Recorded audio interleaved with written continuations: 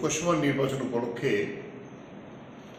মোদি কৃষকদের জন্য যে বিভিন্ন গ্যারান্টির কথা বলছিল, বিভিন্ন সুযোগ সুবিধা দেওয়ার কথা বলেছিল ওনার এই 10 বছরের শাসন, তার উপর ভিত্তি করি আমরা মোদিকে গ্যারান্টি এই নিয়ে এটা জনগণের সঙ্গে বিশ্বাসঘাতকতা ও প্রতারণা ছাড়া আর কিছুই নয়।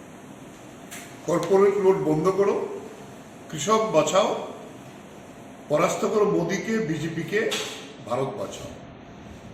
এই বিষয়ে আমরা গোটা দেশের কৃষক সমাজের কাছে আমাদের এই যে ঘটনা প্রকৃত এটা উপস্থাপিত করার জন্যই একটি লিফলেট সারা দেশের প্রত্যেকটা রাজ্যে রাজ্য ভাষাগুলির ভিত্তিতে যাতে আমরা প্রচারিত করি তার জন্য আহ্বান এসেছে।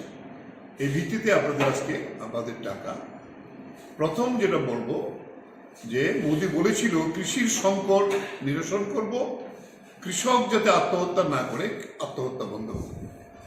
এই জায়গাতে দাঁড়িয়ে আমরা গত 10 বছরে 1,20,000-এর বেশি কৃষক, কৃষি শ্রমিক আত্মহত্যা করতে বাধ্য হয়েছে এই 10 বছরের মধ্যে।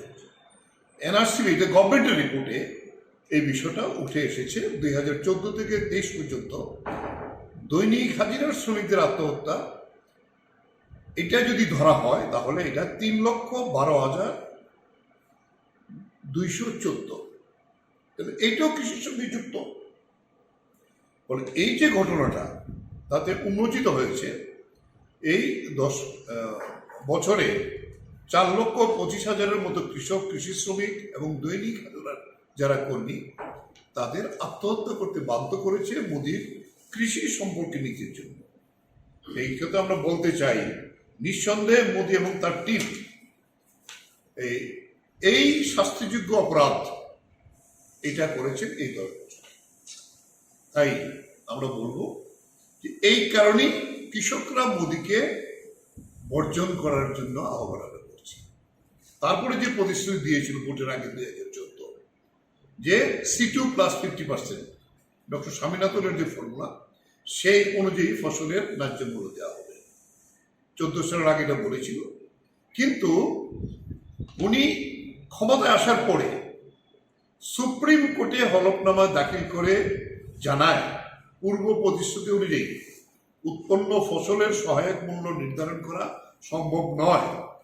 এর ফলে উৎপাদনকৃত ফসলের ব্যাপক মূল্য বৃদ্ধি ঘটবে এবং এইটা আভ্যন্তরীণ বাজার ক্ষতিগ্রস্ত হবে। অর্থাৎ যারা পুঁজিপতি, কর্পোরেট যারা, তাদের অসুবিধা হবে যদি কৃষকের এই ফসলের ন্যায্য মূল্য সেখানে দেওয়া হয়। তাহলে এই জন্য আমরা বলবো যে আজকে কৃষকরা আত্মহত্যা করতে বাধ্য হয়েছেন ফসলের দাম না পেয়ে।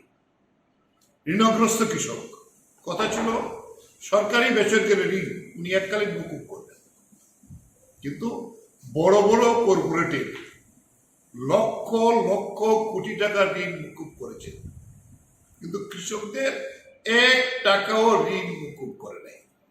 ফসলের ন্যায্য দাম এবং ফসল বিক্রি করার যে গ্যারান্টি সরকারের কাছ থেকে না পাওয়ার পরই আত্মহত্যা করতে বাধ্য হয়েছে। আরেকটা রিপোর্ট এসেছে 2011 সালে একজন রাবার চাষি প্রতি কেজি রাবার বিক্রি করতেন 230 টাকা। এখন এই রাবারের দাম কবে এসে দাঁড়িয়েছে 124 থেকে 150 টাকা।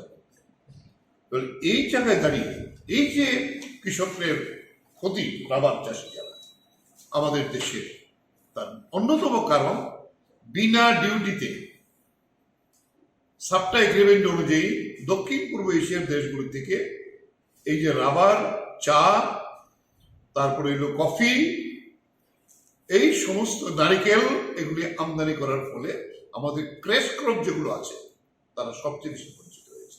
সেই জায়গায় একমাত্র কেরালার সরকার রাবারের মূল্য পড়ে যাওয়ার ফলে ওরা ন্যূনতম মূল্য 180 টাকা সে যে দাম পাবে তারপরে যেটা এটা ভর্তুকি হিসেবে প্রত্যেকটা রাবার চাষিকে দেওয়ার জন্য সিদ্ধান্ত নিয়েছে একমাত্র সরকার কেরালা।